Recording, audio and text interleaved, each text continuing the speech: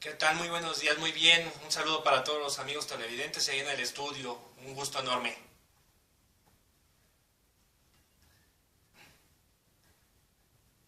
Hoy tenemos dos casos que son muy importantes, ¿no? Principalmente por la trascendencia que ha habido en materia de corrupción. Principalmente el caso de Odebrecht en América Latina es un caso que ha marcado la política internacional a lo largo de estos últimos periodos. Y por otro lado tenemos un caso que sucedió hace 48 horas, que es la alerta de viaje que emitió Estados Unidos hacia algunas determinadas regiones del país, ¿no? Pero en este caso vamos a comenzar con Odebrecht, que es una cuestión muy importante.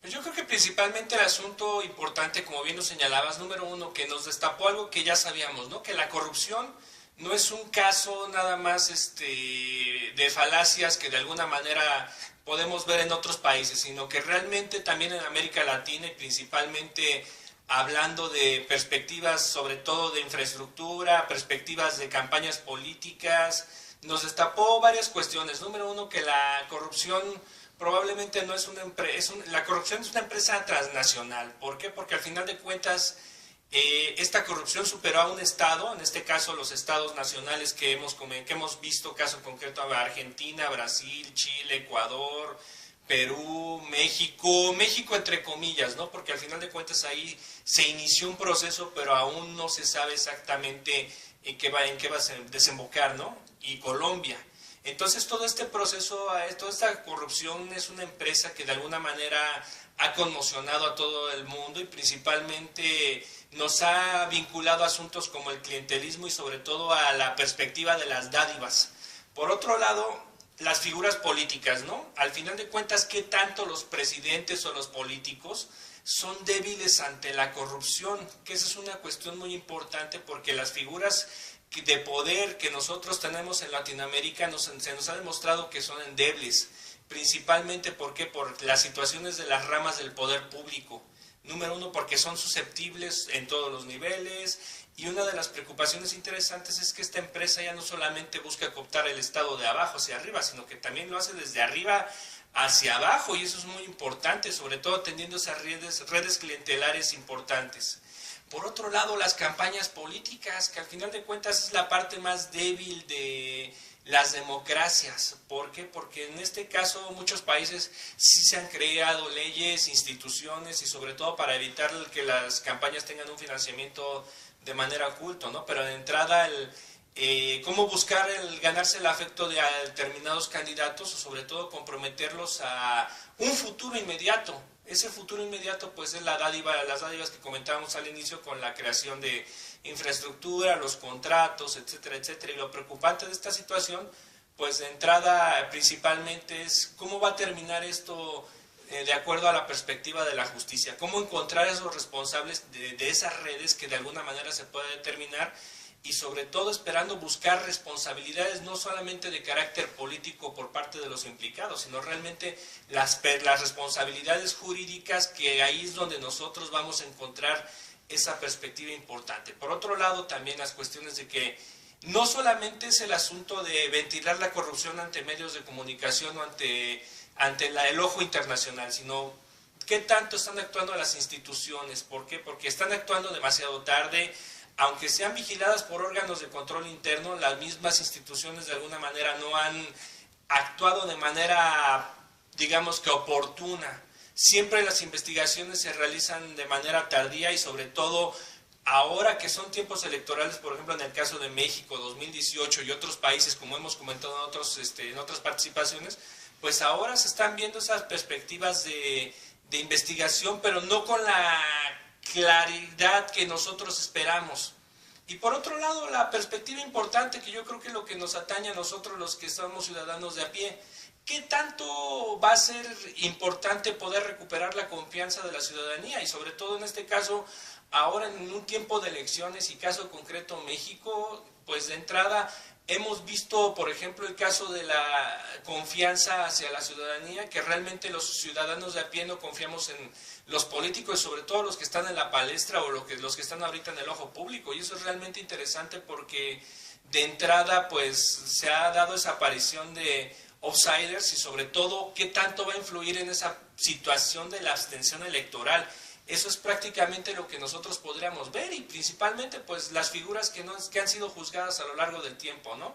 Por ejemplo, el caso de Lula da Silva en Brasil, el caso de Alejandro Toledo y Ollanta Humala en Perú, que sí han sido procesados, el actual presidente de Perú, Pedro Pablo Kuczynski, que está vinculado a Odebrecht, pero en una condición no de político, sino el de empresario.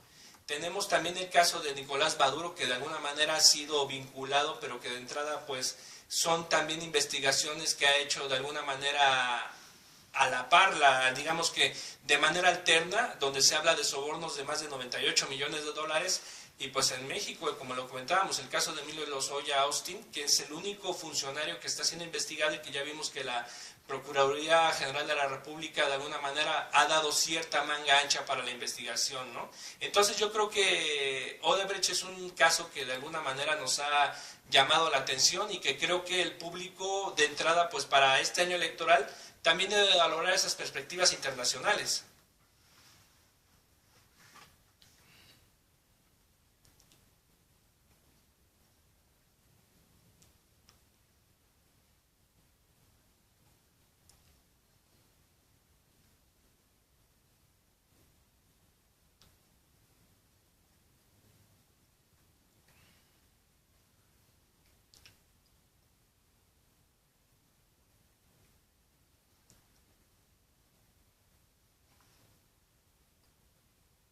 Yo creo que de entrada, mira, número uno es una situación de este departamento de Estados Unidos.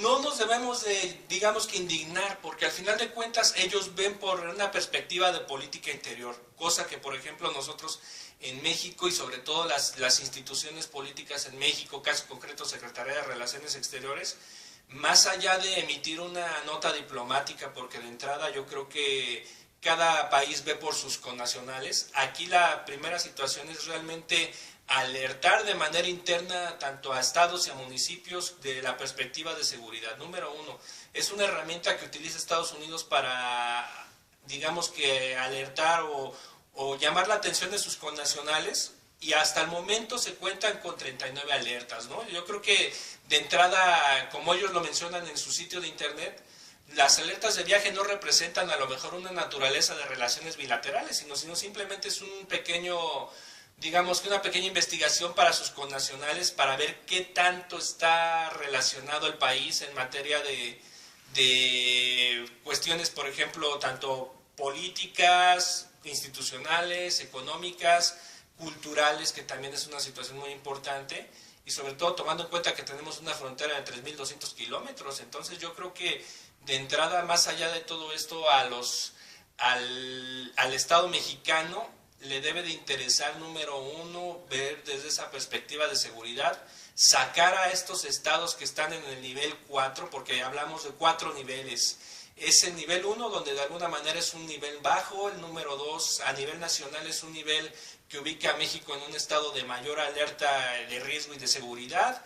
El nivel 3, el Departamento del Estado considera, digamos que repensar un viaje, y el nivel 4, que es un nivel muy fuerte, sugiere no viajar al país, y es donde están catalogando, por ejemplo, a nuestro estado, a Michoacán. Entonces, yo creo que hay estados, digamos, si nos ponemos a analizar esa perspectiva, que tienen una situación un poquito más peligrosa de ingobernabilidad, y sobre todo, yo creo que esta es una alerta principalmente para el gobierno del estado en nuestro caso, para que repiensen o sobre todo delineen una estrategia de seguridad, más allá de indignarnos con esta herramienta diplomática que está utilizando el gobierno de Estados Unidos. Yo creo que es una llamada de atención muy fuerte para que todas las instituciones de seguridad, pues, de entrada puedan delinear estrategias que ayuden a que el turismo se sienta seguro en el estado. ¿Por qué? Porque de entrada, pues por ejemplo, nos hacen mención en el caso de otros estados, ¿no? De regiones en específico. Por ejemplo, en el caso de Coahuila se pide que no viajen a Saltillo, Bosques de Monterreal y Parras de la Fuente. En el caso del Estado de México sugieren no viajar a Ecatepec, Coacalco, Nezahualcóyotl, La Paz, Valle de Chalco, Solidaridad, y municipios que son bastante complicados. En el caso...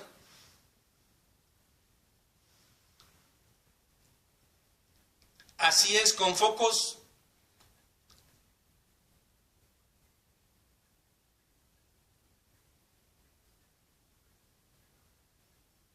Así es, yo creo que Morelia en este caso la seguridad, y yo lo considero de manera personal por haber trabajado el rubro de seguridad, sí tenemos una situación de delincuencia que es muy común en todas las ciudades, pero de entrada no tenemos una situación de ingobernabilidad como los municipios que mencionamos ahorita del Estado de México, donde se registran saqueos y asaltos de una manera muy constante, que prácticamente diario hay un asesinato, diario hay un secuestro, diario hay una violación. Yo creo que no estamos tan perdidos en ese sentido.